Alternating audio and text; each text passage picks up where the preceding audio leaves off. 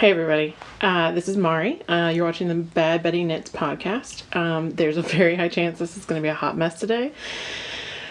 Technology and I are not on the best terms at the moment. Lots of new things going on, so you might have to bear with me. I don't know if you can tell, but I've started using some lights and I think they're working okay. But trying to figure that out adds a whole new level to just sitting down and recording. So I'm sweaty and I've already recorded this once and I can't seem to get it either off of my phone or off of my computer. So just said, fuck it, we're going to do it again. So, okay. I'm also going to try and keep this a little bit short just because I think it'll be easier to upload, and then there's a lot to talk about, but at the same time I don't want to just sit here and talk forever. Okay. Hi. So it's been a while, and I know I don't think I've recorded since before I went to Maryland Sheep and Wool, so I'll tell you a little bit about that. I've got some knitting to show, but I kind of feel like it's all over the place. If you ask me what I've been knitting, I don't know if I could tell you. But I also have 5 bags of things to show you today, so I don't know how that happens. And then I've got some things to talk about Instagram, and some things to talk about shameless self-promotion. So let's go. Okay, so if anyone follows me on Instagram, then you may have noticed in my stories or on there somewhere that I've been to Maryland Sheep and Wool. This is my second year going, and my husband and I went last year. And the decision to go was very last minute. So on Thursday night, the ladies at Downtown Knits, which is one of my local yarn stores, announced that they were going. And I was like, cool. I've been thinking about going too. I want to go. And so I basically decided at 10 p.m. on Thursday night that I was going to get up the next morning and drive to Maryland to go to Maryland Sheep and Wool on Saturday. So it was a really super quick trip because I had to be back on Sunday for a craft show. And so it was definitely kind of whirlwind and felt a little crazy to just decide that quickly to go. But it was fun. I'm really glad I did it. I really enjoyed getting to hang out with all the girls from Downtown Knits, and I got to meet some folks that I've met through the podcast and through Instagram, so that was really fun. I hope to talk a little bit about that. So, what was Maryland Sheep and Wool like this year? Sweaty. It was super sweaty. So it was really muggy, and pretty much as soon as I got there, after it was 9 o'clock, it was just pouring sweat the whole time. So that was unfortunate, because when you meet people that you'd like to hug or say hello to, it's just not how you want to be. So the good news is we went there first thing. So we were in line well before they opened, and so we booked it down to the big barn, which in retrospect I'm really glad that we did. Last year we kind of did that, but we actually got there super late last time. We got there at not super late, 11 or something, and by that point you're waiting an hour to get in just because of traffic and everything. So going really early meant that we got to wander down and kind of wander through before it got so packed that it was really unpleasant.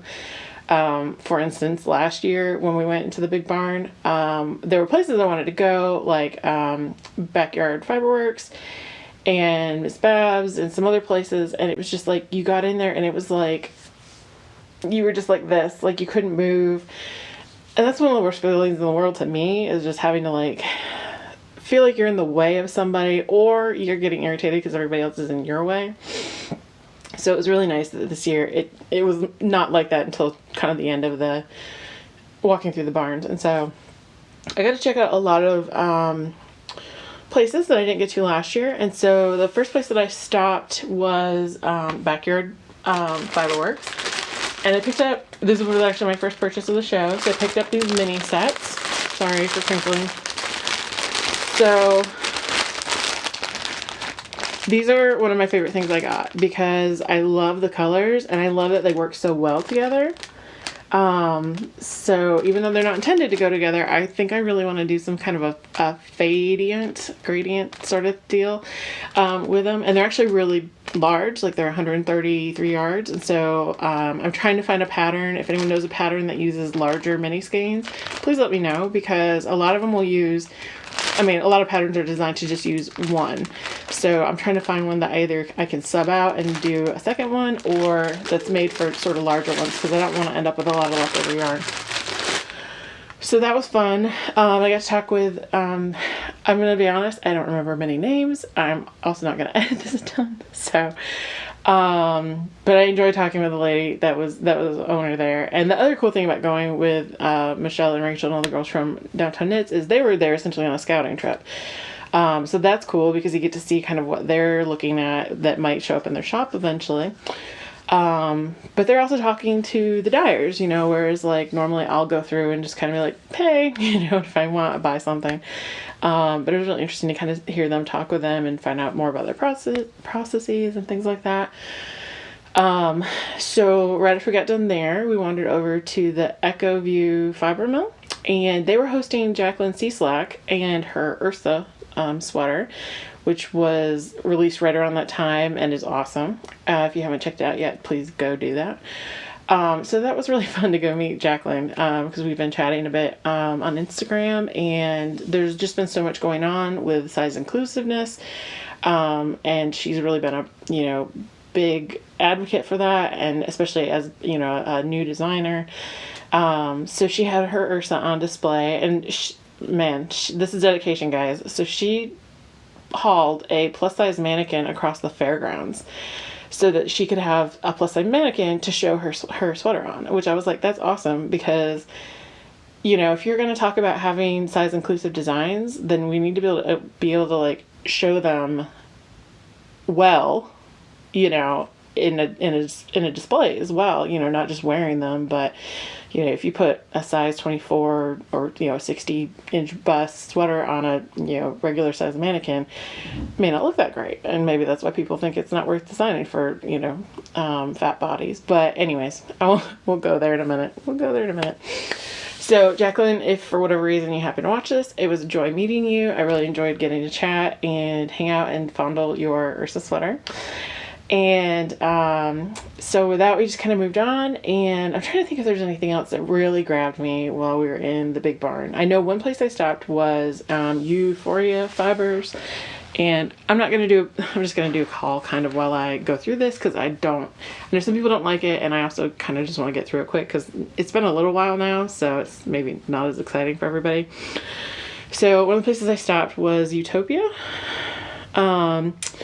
And this is their Wisco sock base. Used to be formerly called Kickapoo, I believe. And they actually had a little sign saying that they had changed the name recently because, while it was named after a local river, it was sort of appropriating the name of a local native tribe. And they just weren't comfortable with that, so they decided to change it. And I was like, that's awesome that you're making people aware of it. And also, we're proactive. So, good job, guys. This is the olive colorway. And this is on their Kickapoo sock, and so it's 420 yards.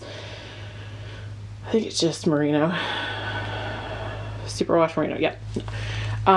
So this is one that I actually had my eye on last year, and she's got a lot of really great greens, but for some reason this one really grabbed me, and I really did want to buy a sweater quantity of this, and I didn't because I'm knitting a green sweater, and so even though this is a different green, and I think would look fabulous on me, I don't need another green sweater quantity quite yet. So I was trying not to do sweater quantities this year because I did do sweater quantities last year, and I just only have two hands and not enough time. So this was something I tried to just buy things that I was like, yes, I absolutely have to have that. So this was the beauty that I brought home with me. I was really pleased with it. And so go check them out, Utopia.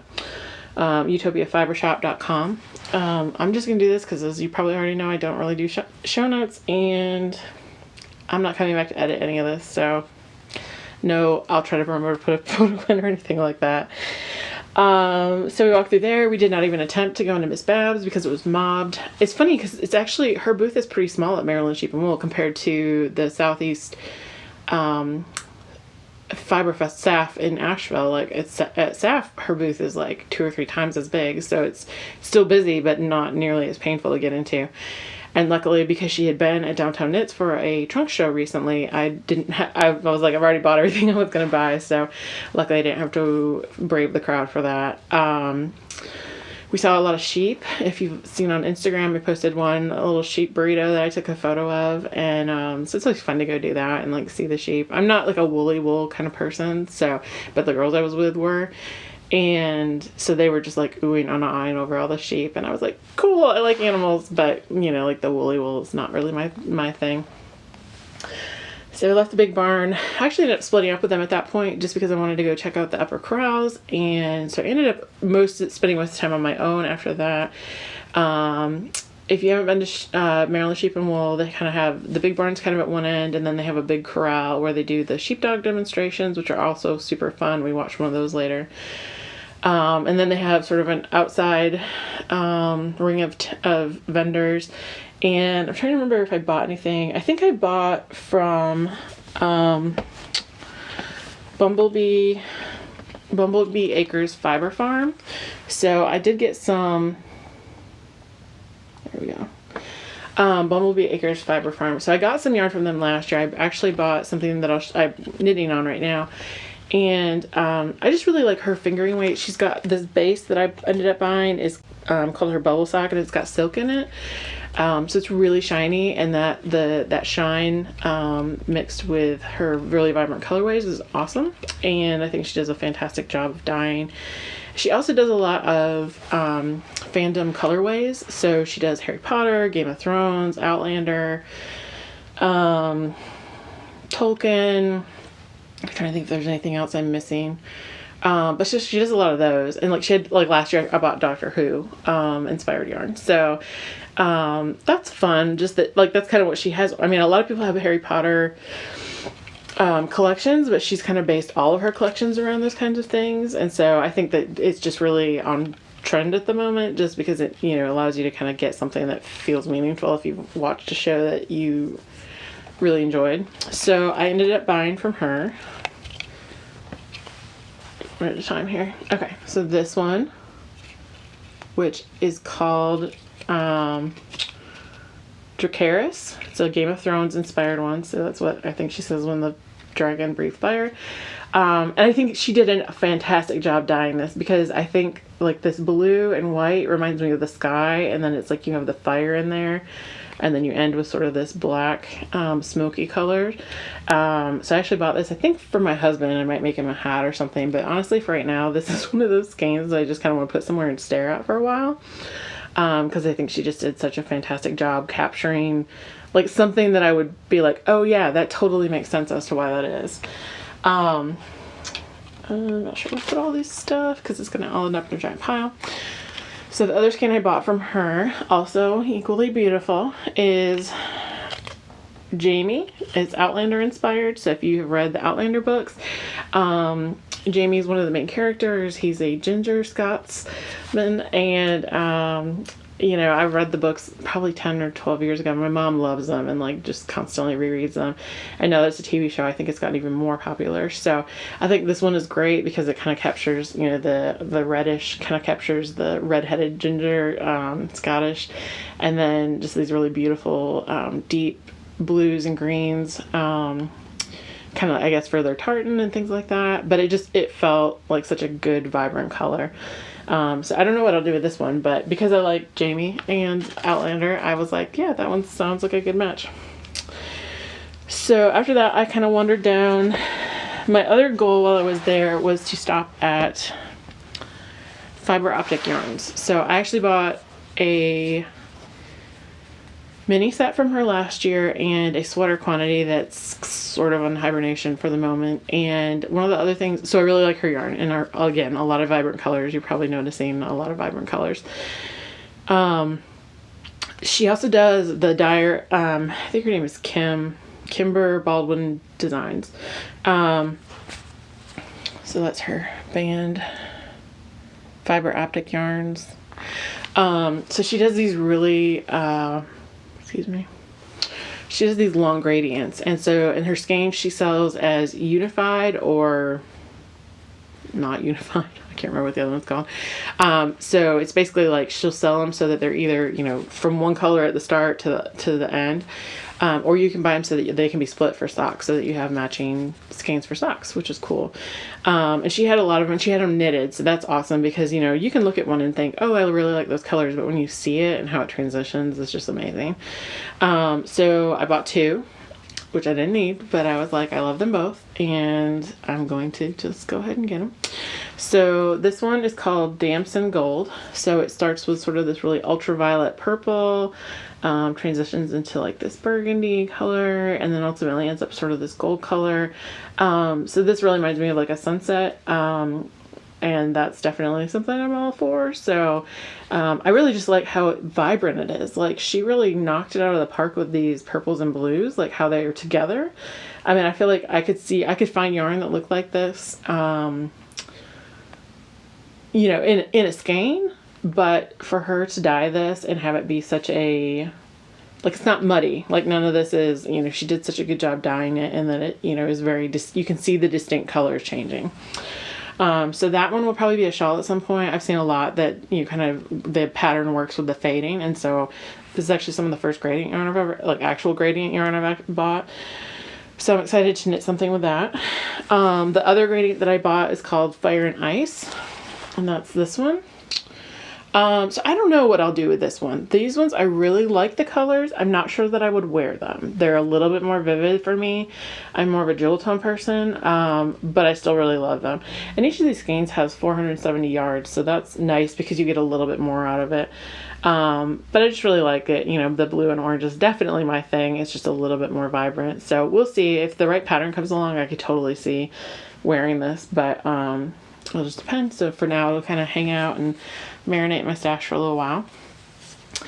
And then I'm not sure if this was a show colorway. It wasn't like marketed as that, but it kind of felt, something about it felt like it was meant to be specific to Maryland Sheep and Wool. So this is a skein dyed on her cashmere yarn, which is her MCN base. It's called Once in a Lifetime, and it's just gorgeous. Like, this reminds me of fall. Like, this hardcore reminds me of like birch trees and falling leaves and smoke and all of those things. And so I got it. And I was like, I really like this yarn base that she has. It's gorgeous, and I think it takes the color really well. So I just got one because, again, kind of the special skeins, and just focused on that. And then it was getting busy, and I actually had to help someone. Someone was like, can you help me pick a gradient? And I was like, I'm super happy to do that, but it's just always a little funny to me that, like, when strangers are like, hey, can you help me with something? I would ask too, but I don't know. There's something in my brain that just says, like, that's weird that someone would ask. My last stop, other than just kind of wandering around, was at Neighborhood Fiber Co. So they're a dyer out of Baltimore, so it's kind of their local show. And I went in last year, and their booth is insane, kind of no matter what time of day you go in, I think. And so, and their booth is just packed, and it's got walls, and it was just really warm. So I really wanted to hang out and like look longer, but it was kind of just one of those things. And so I almost thought about buying a sweater quantity of this. This is their rustic fingering, so it's their singles base. And it's, the colorway is Reservoir Hill and rustic fingerings, the base. So the only thing about this is that in the tent, this looked like a really intense teal almost. You know how sometimes like that navy gets in between teal and navy? In the tent, it looked like that. When you get it in the light, it's just a little bit more navy. So I talked myself out of buying a sweater quantity of this because I already have like 3 sweater quantities of blue, so, or like navy. So I was like, don't do that. So I just bought one. So this will probably go in a shawl at some point as sort of a solid offset. So gorgeous. I was really happy with it. And it's always so interesting because they've got, you know, a pretty good and consistent, I mean, they do mostly solids, and so they've got them on all their different bases. So it's really interesting to see how the dye changes from base to base. Like, because I loved it in this base, which I normally wouldn't want to buy a singles base, especially for like a sweater. But I liked how it looked on this so much more than any of their other bases. So it's just how it takes the dye differently. The one sweater quantity that I did fall down on was this color. And I actually do have another sweater quantity that's fairly similar, but not quite. And it is in a different weight. I'm going to justify it. So, this is their Waverly colorway, and it is in their Studio DK base. So it's interesting because like sometimes when you look at it, it's so vivid and it's such a beautiful jewel tone, and I'm really looking forward to having a sweater in this. But the funny thing is, like I said, I already have a sweater quantity. I knit that Amarello cardigan, and it has a base that's fairly similar to this. So you know how things just go in waves at times, so this must be sort of the wave of this time along with navy. So but yeah, this was the last thing I bought while I was there, and it was really gorgeous. The last thing I kind of looked at was some cotton yarn, which I'm a little hesitant to buy, because even though it's so warm down here and it would make sense for like long or short sleeve sweaters or for the summer maybe, I still think it'll be heavy and hot at the size of a knitted, and it would be really hard on my hands. So even though I saw some really cool cotton yarn, I decided to skip it. So did all of that, walking around, checking everybody out. Lots of places that I went into and would have bought something if I had $1 million. But since I don't have $1 million, I tried to be good and not spend $1 million. So watched some sheepdog competitions with Rachel and all those folks. And at 2:00, the girls from Cocktail Hour at the Coop actually organized a podcaster meetup, and so I was like, I'm gonna go. I'm an introvert and really hate networking, but this is something I love, right? So it should be easier. It's not necessarily. So even though I was excited to go, and I had told the girls from Cocktail Hour at the Coop that I was coming. So some people kind of knew me, but you know, a lot of people were there to see them, and it's one of those things where it's like you recognize people, or there's a lot of us that are in the same boat where we're not like a super, you know, thousands and thousands of viewers. So like you maybe kind of recognize each other, or I recognize someone. I have no idea. I doubt anyone recognized me, but I sat out for 20 minutes. That's all I could do. I just kind of stood there awkwardly for a while. And tried to talk to people, but you know, I think that's the thing. If it had been like, we're going to sit down and knit and hang out and chat while we're doing that, that gives you something to do. Instead, it kind of felt like like almost like a meet and greet, which is not my scene. So that was good. I'm glad I did it. I'm glad I got to say hello to some people that I've seen on my TV. And I'm proud of myself for doing 20 minutes, but that was all I could manage. So at that point, it was about 2:00 at that point, which is so funny because I went so early that I'd been there for hours, but I left at 2 and I was like, God, it's so early. But then I had to drive back to Raleigh. So one of the nice things about the trip back was that I took some back roads. So that in and of itself is always better for me than taking the freeway. One of the craziest things happened to me though. So I was driving and I go through this intersection, or get to this intersection, and I'm like, holy shit, I know this place. And we're literally in the middle of nowhere. This is like a four-way light, and there's like a kind of complex of antique stores on one side, a gas station, another antique store, and then like, I don't know what's on the other side even. So it's this little crossroads I think it's called Luckett's. So my mom and I actually stopped there when I was looking at grad schools, in 2006, 2005. So almost 15 years ago.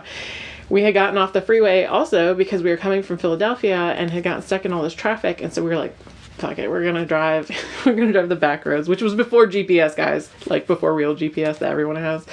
So that was kind of terrifying. But so we drove through there and stopped. And it was just like, I always thought, like, I was like, this place is in the middle of nowhere. I would never be able to find this place again, ever in a million years. And so to drive through it. And I stopped, which was fun. So like went and checked stuff out. And sent my mom a picture of it. And was just like, do you remember this place? And so that was cool. And just, I mean, so like, what are the chances? Seriously, like, what are the chances? So got back pretty late, and it was very much a whirlwind trip, but I'm really glad I did it. I probably should not have spent all the money, but you know, one of those things. Was able to get up and do my craft show the next day, and then felt like I needed a weekend, and it was time to go back to work because that's a bummer. So that happened. Oh, the other thing I wanted to mention from that is that I got to meet Amy Beth with the Fat Squirrel. When I recorded this before, I talked first about meeting Amy Beth and forgot to mention meeting Jacqueline. So you're both first and last. So Amy Beth, if you happen to be watching this, I really enjoyed meeting you. I hope I wasn't too awkward, and thank you for hugging me, and thank you for asking to hug me, because that's always appreciated. So I stopped by Needles Up on Friday on my way into Maryland, and Amy Beth is the Fat Squirrel on her podcast and Instagram. She makes bags. So I've just been watching a lot of her podcasts lately, like kind of going back into the archives even and watching them. So I felt like I kind of know her better, and like, or, you know, she's just one of those people that like right now I feel like I have the connection to because of watching so much of it. And so, and chatting with her on Instagram and things like that. So, I stopped there, and she was talking with someone when I walked in. She was like right at the door too. So I have no idea if she saw me or not when I first walked in, but I was like, I'm just going to make a loop around because I didn't want to, you know, be like hanging. I hate standing there, like looking like I'm waiting for you. I really don't want to feel awkward ever, but I always do. So got to check out Legacy Fiber Arts, Frame and Fiber, and there were a bunch of other folks there. I bought some things from Tuft Woolens. I got some really awesome lip balm. They had like a really super yummy smelling peach chapstick, and then one that was like pistachio, so I bought a couple of those, as well as some hand balm. And then I got to meet Amy Beth, and I'm pretty sure she recognized me from Instagram, so that was cool. I'm new to like being friends with people on Instagram because I've always just been kind of a lurker, and so now that I've been trying to engage more, it's kind of fun to be like, oh hey, we're sort of friends, we're Instagram friends. And so I got to look at her beautiful bags and talk with her about her time being there and all that fun stuff. And I actually bought a bag from her as well, and which is great. I was glad to see him in person because I'm not good at updates. Like, I'm not good at watching things in a timely manner to know when the updates are happening and then remembering them, blah, blah, blah. It doesn't really matter because I don't need to buy stuff all that often. But so I bought this bag, which has all the whales on it, which afterwards I was like, I feel like that's so appropriate that one fat lady bought a whale bag from another fat lady, and it's my favorite. And it fit all of my haul pretty much from Maryland Sheep and Wool. So that came home with me on Friday, and so I never need to buy another project bag ever, but that will probably happen anyways. So, yeah, just like really excited to have one of her bags. It's super well made. It's awesome. Like, it's an awesome size. I have a lot that are a little bit smaller than that, and they're great for shawls and stuff, but this one's going to be awesome for sweaters. And it wasn't even the largest one she had, you guys. It was like, she had one that was like twice as big as this. So I assume that's for blankets or something. I don't think I've ever done it. I think that could hold not my entire yarn stash. Like maybe 4 or 5 of them could hold my entire yarn stash, but it was enormous. And I was like, I have no idea what kind of project would need that much space. Maybe a blanket. So it was enormous, and that was crazy. And Amy Beth, it was awesome. So I was just really excited to see her stuff in person and get to meet her and chat with her. And I ran into her a little bit later and offered to see if she wanted to go out to dinner, but then she was like, I'm falling face first into a burrito and then bed, which I was like, I don't blame you. Go and enjoy that. So that was Maryland Sheep and Wool, and had a good time. Had a good time. You may have seen me being very awkward on Cocktail Hour at the Coop if you happen to watch those ladies as well. I fumbled through everything and kind of wanted to be like, please don't use any of that. Please don't use any of that. But I think they did. And I was sweaty. I actually had to change my shirt in the middle because I had managed to spill my entire lunch down the front of me. And luckily I had another shirt in the car. So I went out to the car and changed because I was like, don't want to talk to people while I have tzatziki sauce all down my front. Okay, so what else has been going on? Okay, so you guys are here for knitting. That was knitting sort of related. I don't know if people really get angry about having to watch stash videos and stuff like that, but I guess some people do. So people probably want to see knitting. Okay, I've been working on a lot of random stuff. So big things that I've been working on that I've made progress on. The first thing is my B Street Pullover. this is by Catherine Folkerth. It's the B Street Pullover. And this is one that I test knit for her last fall and still haven't finished. So don't let me test knit for you. I'm really bad at deadlines. So last time when I showed this, it was still on the needles at the bottom. Look at that. It's all bound off. It's got a hem. It's got 18,000 things of string hanging off it too, yarn. So I'm really excited about it. It's this beautiful lacy front, if you can kind of see. So I have a full sleeve done. This was done before the body was done, so not like I've been cruising along at such an intense rate, but I actually did. When I finished, I was like, I'm taking a break. I need a break. I don't want to work on this anymore. And then I sat down one night and I was like, I'll just cast it on, like pick up and work on that. So I've gotten about 1.5 inches done on the sleeve, and it's still on 16-inch needles right now. And I've really been enjoying. Oh no, this one's not that. I've been doing a lot of knitting with different size needles, and it's been immensely helpful. So this one has probably been languishing now for about a week. So it will get done hopefully sometime before the fall. But the thing that's nice about right now is, do you like how I'm holding this? Most podcasters are like, look at my beautiful thing. I'm like, wad it. I don't feel as much pressure to get stuff done right now because I can't wear it until like October anyways. So, although I can wear things in the house because it's frigid in here now that it's like 100 degrees outside. So progress has been made on that, which is awesome. And then I kind of had a bout of cast-on-itis. So, which I wasn't going to show because a lot of things are not very far, but at the same time, whatever. They're far enough. Far enough. Oh, I just dropped all that. So, okay. Sorry guys. Y'all know I don't do notes and I'm super bad at remembering names of things. So, if for whatever reason you want to know what something is, just message me. Okay, so last year somewhere, I think it was at SAF, I bought a set of minis from Canon Hand Dyed that was like their tweed rainbow base. So it's really pretty, and I've been waiting for the right thing to knit with it. And I have another rainbow mini set, so for a while there I apparently went rainbow crazy. And happy Pride to everybody. So that is not related to this, but I did just remember that and wanted to say happy Pride to everyone out there celebrating.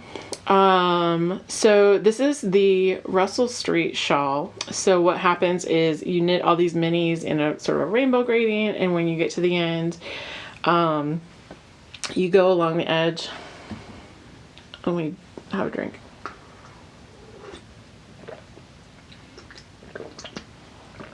Rather than try and suffer through. Okay. So you go back and pick up, I guess you pick up this edge. You pick up along this edge, and then you knit an asymmetrical shawl off of it. And so I have another sort of neutral, natural tweed fingering weight yarn that I'm going to do. And then you use a couple more minis at the very tail end to do some striping into it. So yeah, that one has been good because it's just been, I don't know. It's awesome for TV knitting, and it's awesome for if you just need something that you really want to see progress being made on, because, each section is like 12 rows or so. Not that many stitches, so it's not quite a full-on shawl yet. It's just like a super skinny thing. And I think that was that was what came out of my cast-on-itis, was like I really needed something that felt like I was making progress on it, because I just have so many big things. And this is the rest of the yarn that I have. So what I ended up doing was actually tying all the minis together and winding them into a ball, because I was not about to deal with 40 tiny mini balls floating around a project bag. So yeah, so that is one thing that I've been working on. The other shawl that I started is with some yarn that okay, well, I'll say what I'm going to say in a minute. Okay. Sorry, everything's all tangled up. The yarn is not cooperating. Okay, this is the right side. So this is, I think it's the Lovella Lovella or Lovetta shawl by Amba O'Brien. It's whichever one is her fingering weight. And so it kind of starts out, it's basically the same number of stitches, but it's got this double center decrease. And so it kind of similar to the other asymmetrical, it just kind of moves along, and that's kind of making the length. So the yarn this is Mustard Party by Huloko. In this one, the whitish is actually kind of a hint of blue. It's from Lolo Did It, and it's one of her like Barely There colorways, so it's kind of blue tinted, but it, with this comparatively it looks white. And the other darker contrast color in this is, I think it's Raku, and it's by Lamb Strings yarn. So I've been wanting to knit a shawl with all of these colors for a while now, and I have so much yarn right now that is caked up, and it's driving me nuts. Like, I just kind of want it to be something, because I'm a little tired of it. Just like, I wound so much of it because I was starting to do projects, or I wanted to do projects, and then they just didn't work out the way I was envisioning. So now I just have tons of yarn kicked up, and it's like, it's fine, but it feels like it needs to be used. And then I got weirded out because someone was like, it's really bad for it to stay caked up, which it might be. I get it. Please don't comment if it's awful for it, because it's not coming uncaked anytime soon, unless it's for a project. So, and you guys can't see the rest of my craft room, but this place is a mess, and it's causing that like mental anxiety about like everything. It feels like I'm caught between not hoarding, but just like having so much stuff and none of it being in a place. And so the one thing I could do was like, this has been wanting to be something for probably a year. So I just said, we're going to do it, because this is also an interesting combination of colors for me that I don't really have. And I'm excited to have sort of this interesting like yellowy green color, and then have it contrasting with the, so the Raku is sort of the inverse of it. Like, it's sort of this tealy green, and it has a little bits of yellow in it. And then the white is kind of that in between. So that's how far I've gotten on that. This one has probably been sitting the longest now. It's kind of been on hold since I started other ones. But, and again, not really in a rush. I think that's the thing. Like, I'm trying to get over products, because there's so many things that for a long time I was like, I really want to have this. And it was making it not fun. Like, that sucks. Like, I don't want to lose my mojo because I'm so focused on trying to get things done so that I can have a thing. Like, that's kind of the nice thing about summer. I know a lot of people think that, like, oh, who knits during the summer? And I'm like, I do, because my house is like 60 degrees, so it keeps me warm. But it's also nice because it takes the pressure off. Like, if I want to knit a sweater and it takes me 5 months, like, it doesn't matter, because if I start it in May, then it'll be October when I finish, and I can wear it. So that's a lot of stuff I've been doing. Other little things, like I've been working on some hats that have just kind of been in process for a while. So I think I've shown you this one. This is basically just kind of like a sock head type hat, knit with fingering. This is, I think, Space-Time Continuum, and I just pulled my needle out after I pulled it out yesterday. I'm doing super good here. Turds.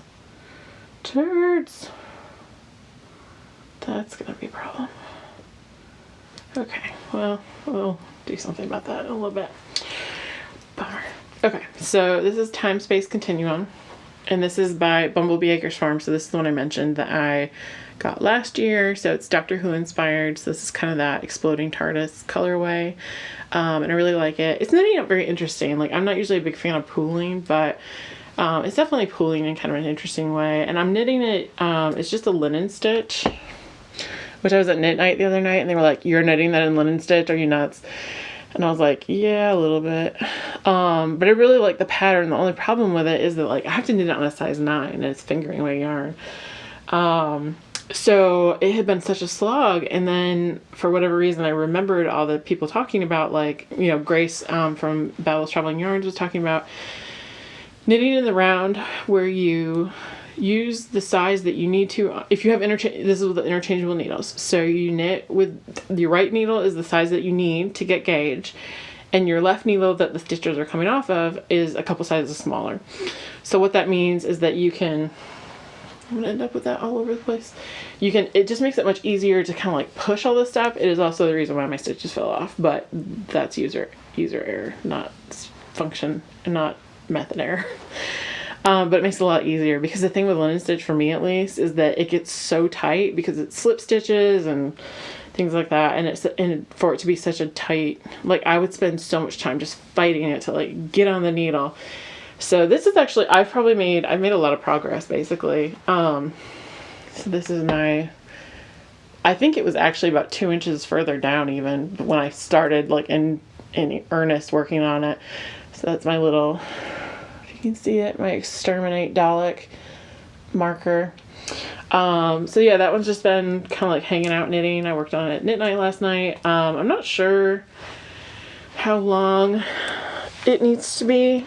It's definitely got like kind of a firmer, okay, I'm not sure it actually looks very good on me, but whatever. It might actually be pretty close to being done, but I kind of just want to let it go. So it's definitely gonna be one of those, you know, there. Now we can pretend like it wasn't hanging in my face. I like it because it's very tight. Like, I did the brim a lot tighter.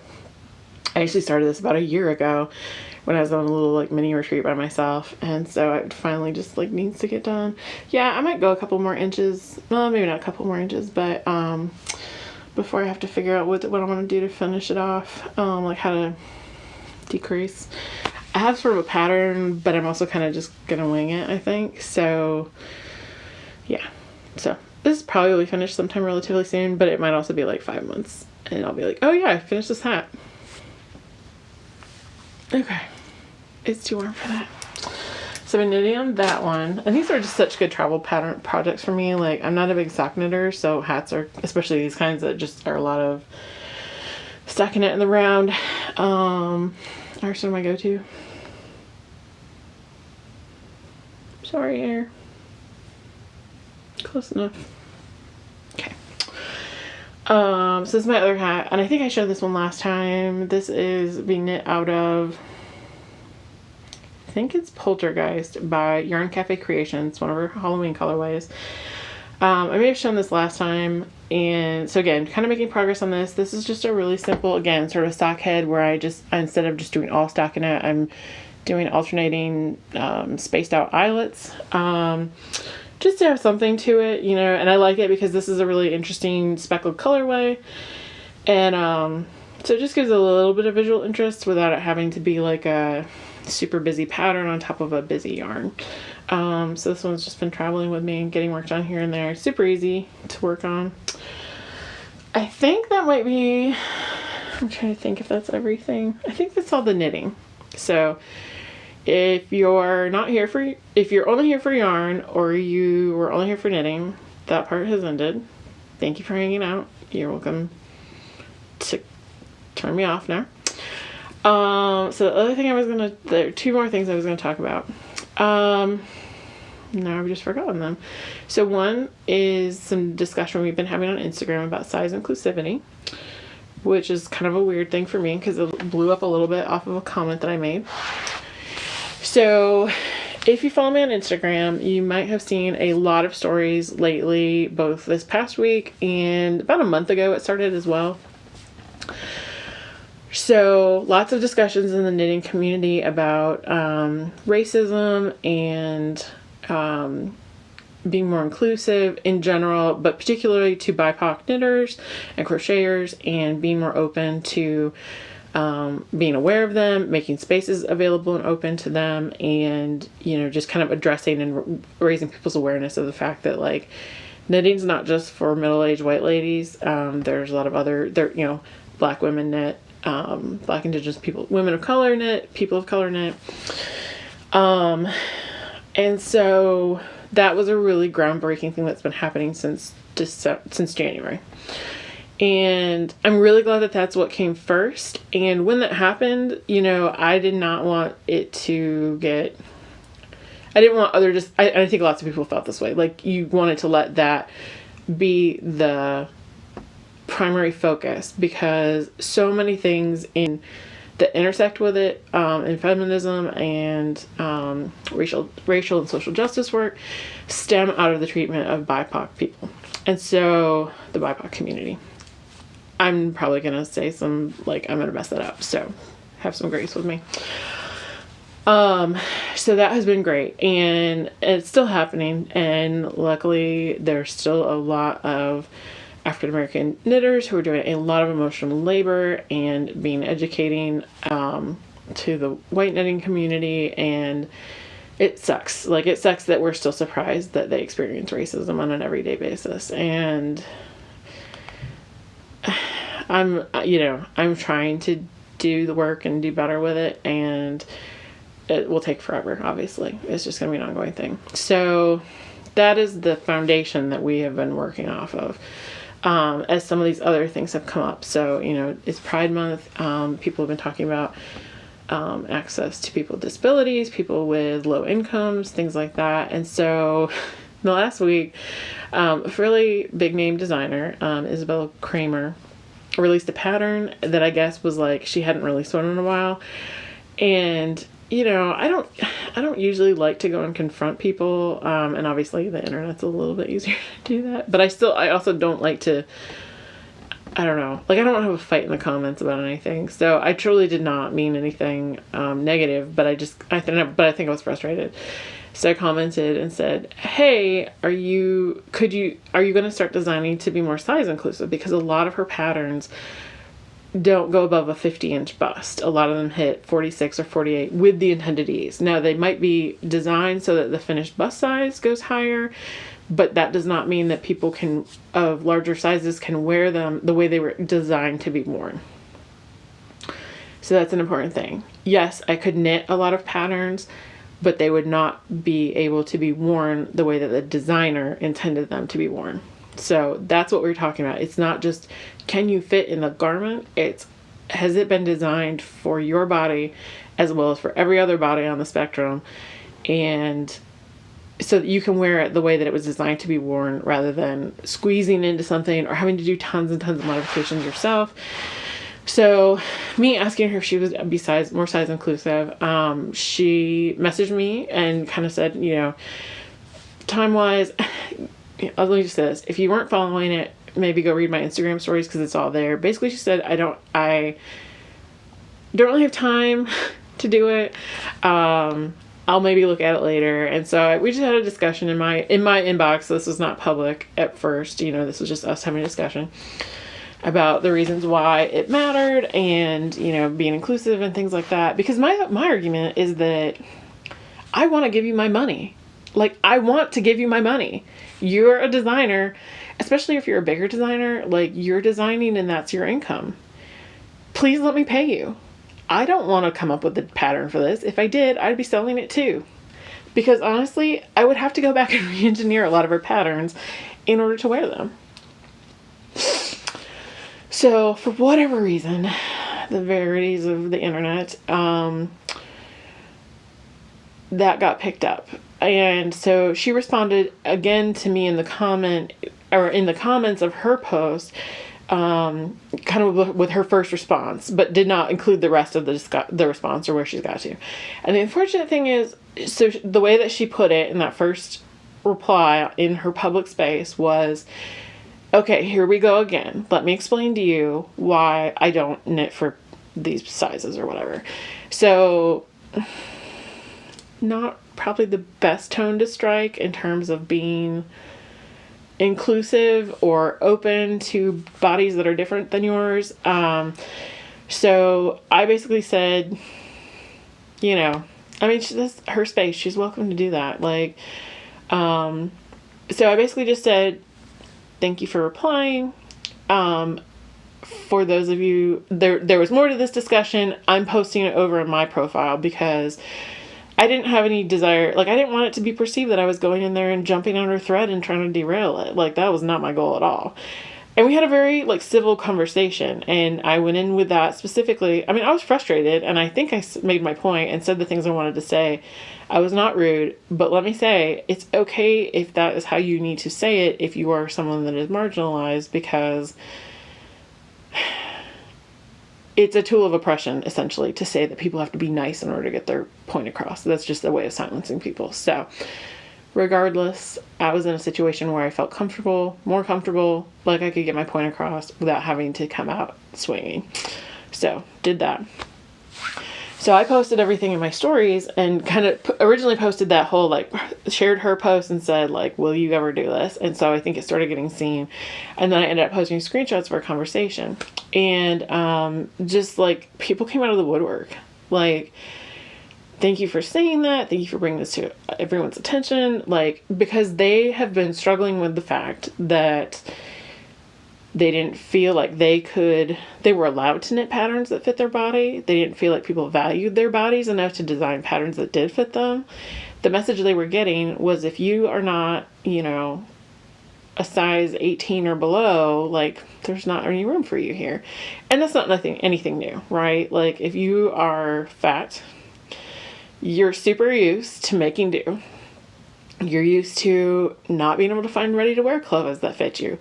And you're used to, wearing something that's supposed to be big and baggy and wearing it tight.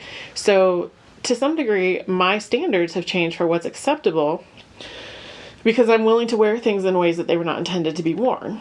And have, I guess, become accustomed to it and prefer it to some degree now. That feels really weird to say. But, and it was really interesting because there were people in the comments of Isabel's post that were kind of saying, well, I'm fat. Most people don't say I'm fat. I say I'm fat. Saying, well, I'm plus size and her designs don't fit me, but she's an artist and she should be allowed to do whatever she wants. And, my response to that is, of course she's allowed to do whatever she wants. Like, don't come at me saying, oh, it's a free country. Like, we know. And also, no, it's not. Because there are structures that just read some history books, okay? So it made me sad that there were all these people that were basically saying, like, justifying her excluding them. And that stuff blows my mind. Like, there's times when you decide it's not worth the fight, and maybe that's what those people were deciding, but to come in and defend someone that is actively saying, at best, I don't have time and I'm not willing to learn how to design for your bodies. At worst, they don't think they like the way that their designs would look on our bodies. And so maybe that's why they don't do it. That's not uncommon in the fashion community for designers to feel like their clothes have to look good hanging on a hanger.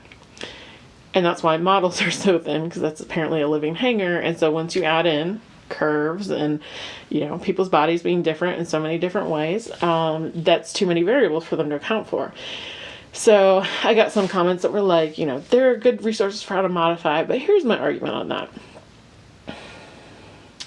Yes, I can buy a pattern and modify it. I have done so more than once. But here's the thing. I'm paying for a pattern that this designer designed, and if I have to do just as much work as they did to get it to fit my body, I shouldn't have to pay for it. I'm not saying I shouldn't have to pay for it, but, if I'm paying you, just fucking design for everybody. And I get, like, that's totally fine. Here's the bottom line. What size inclusive design is to me is that it goes up to, at minimum now, a 60-inch bust, because that is a 5X on the Craft Yarn Council sizing chart. Are there more people that fit or go beyond that? Yes, of course. I don't know what the stopping point is. I don't want those people to be excluded, but I also know that, like, it's incremental, right? Because, like, when I started knitting in 2008, most patterns went up to a size 48, which luckily at the time I was within 2 inches of. And so I could knit a lot of patterns that were being marketed as plus size, which were not, at that size. And luckily, a lot of patterns that are size inclusive today will go up to a 53 or a 56. So that means I can knit them still, but I actually measured the other day, I'm not a 54 inch. Apparently I'm a 56 inch, at least when I sit down. So we're pushing the boundary, essentially saying like 60 inches is minimum now to be inclusive.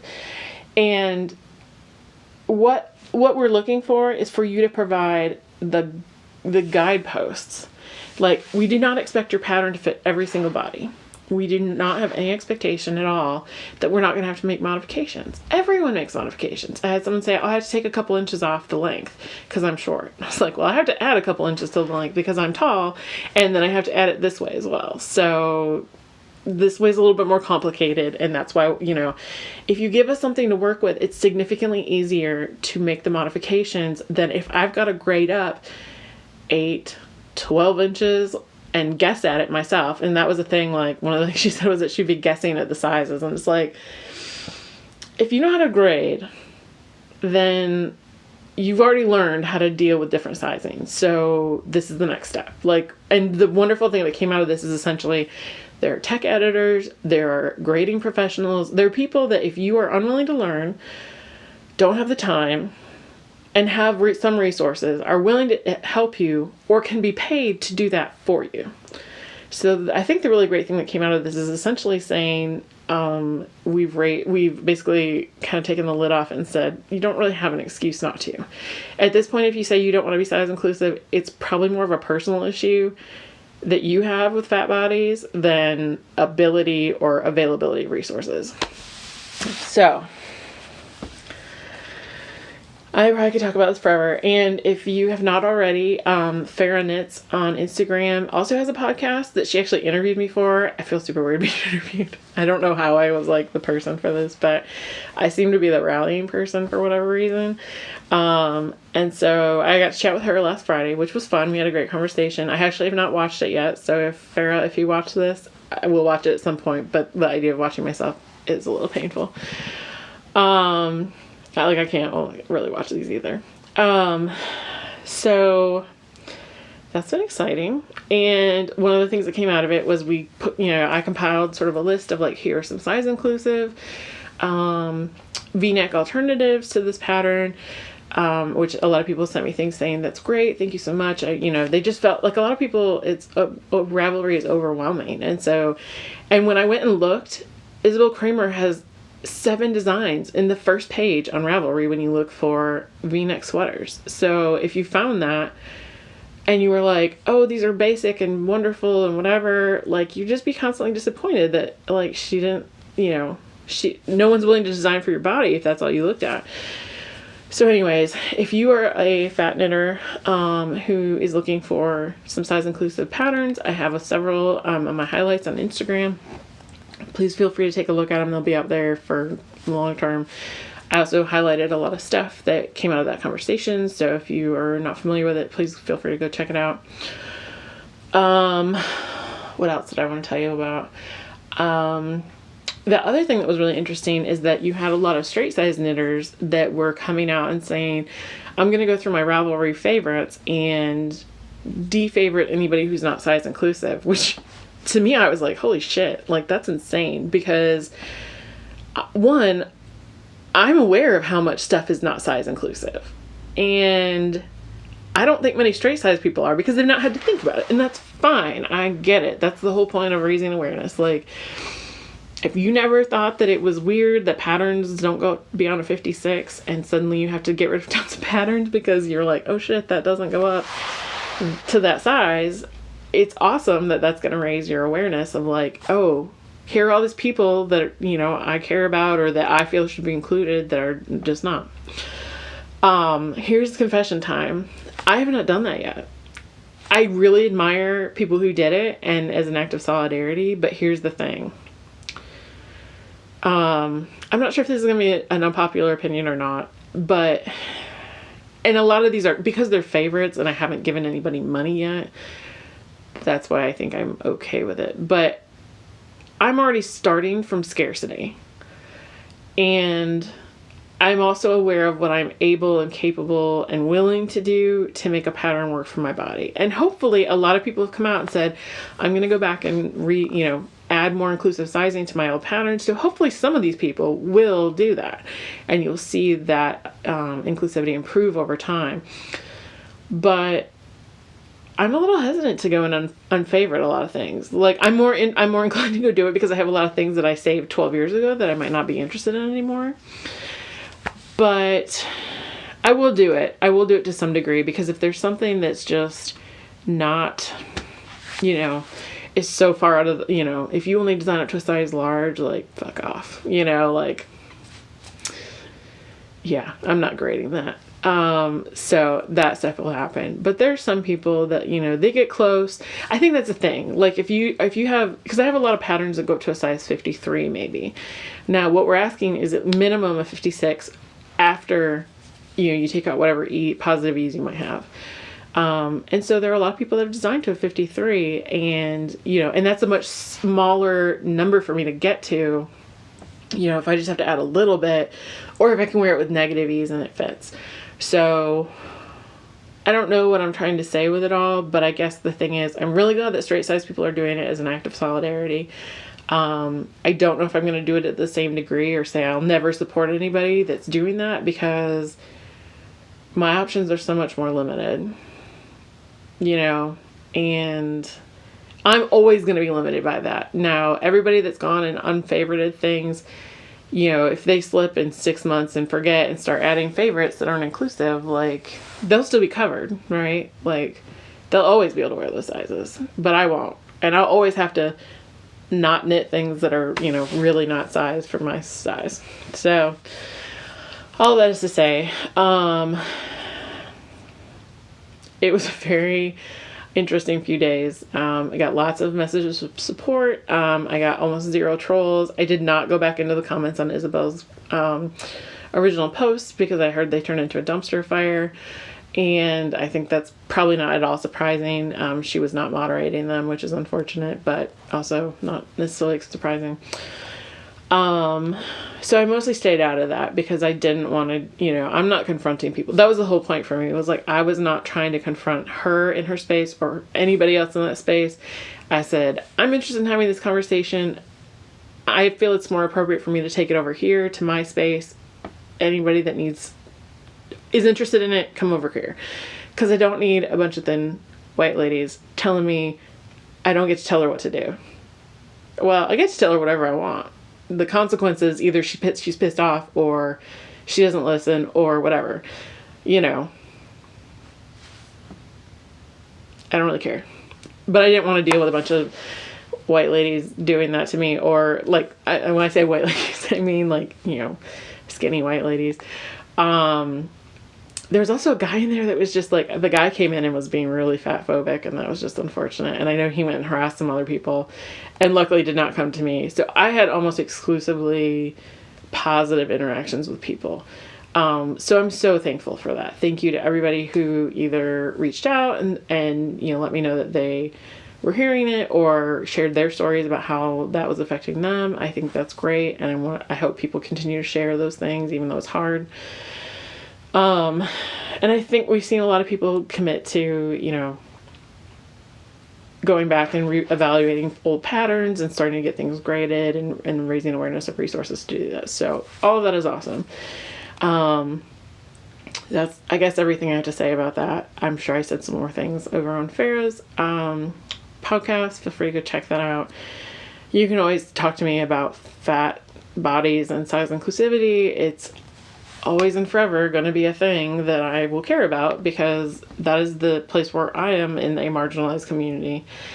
And ultimately, what I wanted to say after starting off on that foundation about BIPOC knitters and things, is that ultimately we always have to remember that most of the things that other marginalized communities are dealing with stemmed out of racism that they experienced. So the racism was first toward them as people, and then it also became about the fact that they have fat bodies, or that they have low incomes, or things like that. That's intersectional. So I always want to acknowledge that this is not more important than doing the work to deal with racism and social justice, but it does still affect me, and so it is relevant.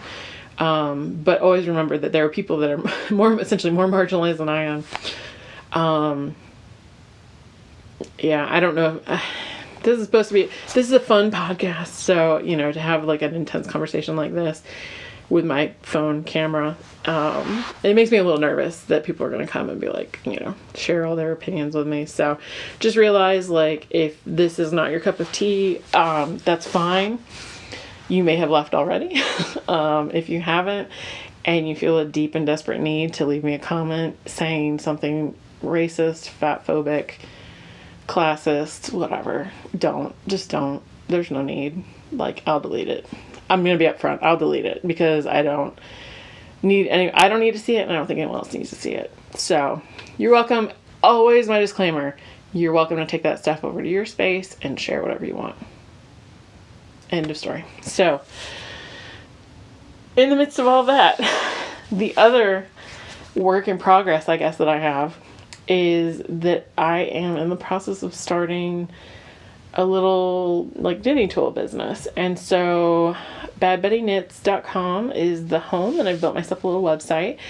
And again, if you follow me on Instagram, you've seen some things that I'm doing, but one of the things I came up with was a swatch card, so that if you swatch like you're supposed to, I use that finger quote because I am also supposed to, and mostly it just tells me how I'm not matching the gauge. And then I go, I'm not going to knit another one. But so I've designed a couple different images that are on these cards. And so it allows you to keep track. And they just have sort of this vintage snarky charm to them. I think this is focusing, but swatches are lying liars who lie. That tends to be true in my case. But you can keep track of what the pattern gauge that you're working on is and what yours is. Not that you couldn't just count it or look it up, but like, if it's nice to have that. And a lot of people do that already on their own tags, but this is just hopefully a way for people to be able to keep track of it and just have something fun and cute. The backside has an accurate ruler for both width and length. It's 2 inches. And you can also write down, what pattern you're working on the swatch for, what your yarn is, what your colorway is, what kind of fiber, needles that you're using. So this is just something that you would tie to your swatch. So, like I took a photo the other day of all of my swatches that were within arm's reach, and there's an enormous pile. Like I haven't used these because I didn't design them until after those were knitted, but it's one of those things that, like, if I went back, I'd be like, I think this was this yarn, and like, I think I did it for this pattern, and I'll have to count again. I don't know what the gauge I was supposed to get was. So this is just a way to deal with that. Not everyone cares about swatching, but maybe you need a little color and charm in your life. And so there are 3 more designs like this. You're welcome to go check them out at badbettyknits.com. They are for sale now. They come in a pack of 8. And I hope you'll check them out. And if you are interested and want to let your local yarn store know in case they might want to carry them, please feel free to send them over as well. I do take wholesale orders. The other thing that I designed to go in that line is some little gift care tags. So, when you knit something for somebody and you give it to them and they're like, what is it? Like, is it wool? How do I wash it? And you're like, oh God. So I designed these care tags so that you can, essentially circle however to care for it. So this gives them a quick and easy reference to be able to say, I think that's focusing. There we go. Maybe. So if you have a muggle in your life that is a non-knitter that you've knit things for and that's terrified to wear them because they don't know how to take care of them, this is a really good way to deal with it. And so the fun part for this is that I did little designs that say things like, you've been deemed knit-worthy. Don't screw it up. I just posted this one on Instagram, so if you follow me, you probably saw it yesterday. Shrink this and you're dead to me. A lot of people were like, yep, that's me. That's what I would say to people. And then sort of your handmade ones. So this one says, I made this with Netflix, love, and curse words, which is pretty much everything I make these days. And this one, I made this with my own 2 hands. It took forever. So I do sell these. I sell them both as single designs. So if there's one you love, you can just get that, or you can buy a variety pack and you'll have, there's actually another one. It'll be on my website soon. I just got it today. So, but they'll be sold in packs of 10.